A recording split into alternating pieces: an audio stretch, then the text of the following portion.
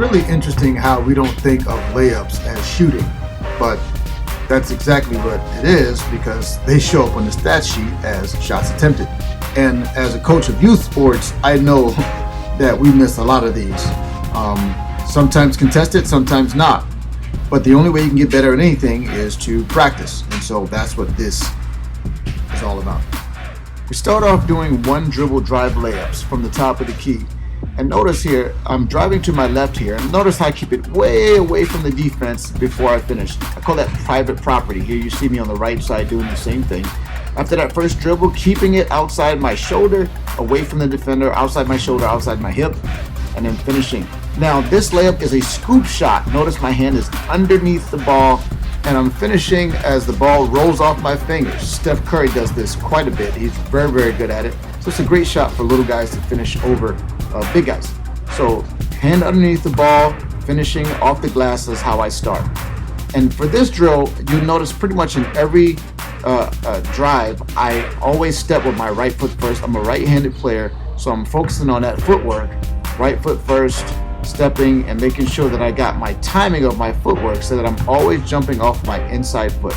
As you see here, I'm going back to the left, so now I'm switching up my shots here. Instead of using the glass, now I'm just laying it up and rolling it right into the basket. This is great for developing your touch. And then I switch it up to go one dribble drives from the free throw line. Now I'm finishing inside hand, outside foot. So in this case, if I'm driving to the left, this is a right-handed finish, jumping off the left foot. And it's good to be able to finish either way at the basket, no matter what you do. So from the free throw line, we go one dribble drives to finish off the outside foot, inside hand. And from the three-point line or the top of the key, we go one dribble drives to finish on the inside foot, outside hand.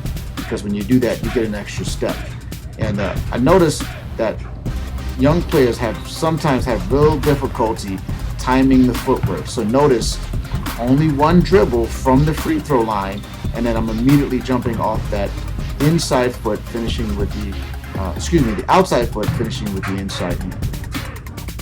And this is also, while you're doing these, if you make enough of these, you will get a little bit tired. So this is also a good time to get in some form shooting.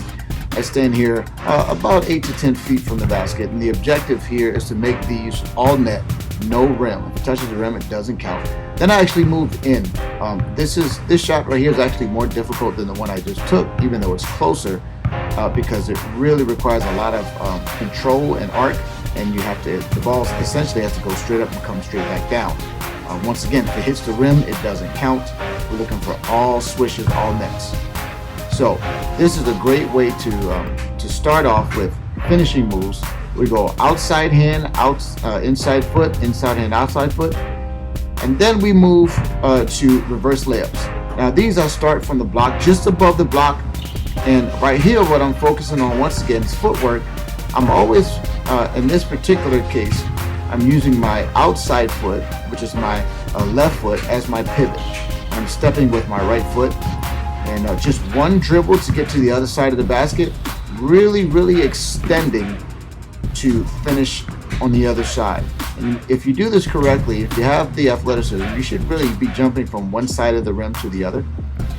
Big step with that right foot, finishing on the other side. This one, you always want to use the glass. Then I switch it up. This time here, still, even though I'm on the right side, my left foot is my pivot. And you want to make sure, once again, for footwork's sake, that you try to be consistent here. You see my left foot's down. First step was with the right. I jump across the lane from one side of the rim to the other, finishing on the other side. Once again, this is a scoop shot. This is a scoop shot, and you really have to extend your arm. The benefit of making this shot is that you have the rim as protection. So if you've got a shot blocker on your back, it's going to be hard for them to go through the rim to get to your shot. Now we move on to pro hop bounces here, and this is basically an abbreviated version of what we would normally do if we were doing a one dribble drive or two dribble drive from the three-point line. But right here you see it's just a quick bounce, and we have a strong base of 2 feet. And what we're doing, you'll be able to see this from the other angle here a little bit better. But we're jumping from one side. If you see the cone on the floor, we're jumping from one side of the cone to the other, changing the plane of our shoulders. and we're finishing with our outside hand. 2 foot finishes on every one. So 2 foot down to jump for the pro hop, 2 foot landing, 2 foot finish. So everything is 2 feet off this here. And once again, we're jumping to the side. Here you see a better angle here. And we start this, we dribble the first time, we dribble to the inside, jumping to the outside. And then these you want to use the glass, right? So you see my feet here, look at my feet work. One dribble drive, hopping to the other side. And you want to have a powerful hop here. Then we switch it up. Now these are a little bit more difficult for me as a right-handed player because now I'm finishing with the left hand. So I'm dribbling to the outside and finishing on the inside.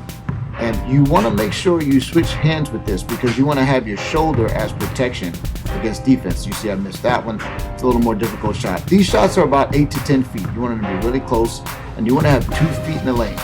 So notice that this is also a push shot. It's not a scoop shot like we were doing with our layups. You're pushing the ball, it's a bit of a floater. And that's the main difference between a scoop and a push shot is that push shots tend to be floaters. Once again, if you're Steph Curry, you can do a floater either way. Steph Curry likes to do floaters with his right hand, scoop shots, or you can do with his left hand as well. But right here, we're doing push shots.